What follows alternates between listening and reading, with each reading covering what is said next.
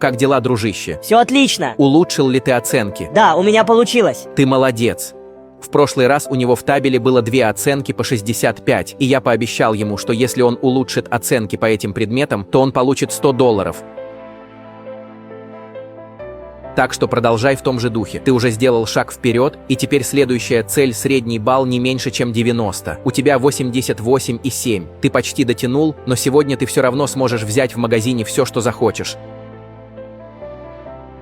Она очень умная. 107 – это отлично. Вы оба получаете по $100 и можете взять все, что захотите. Вы это заслужили, потому что хорошо учились в школе.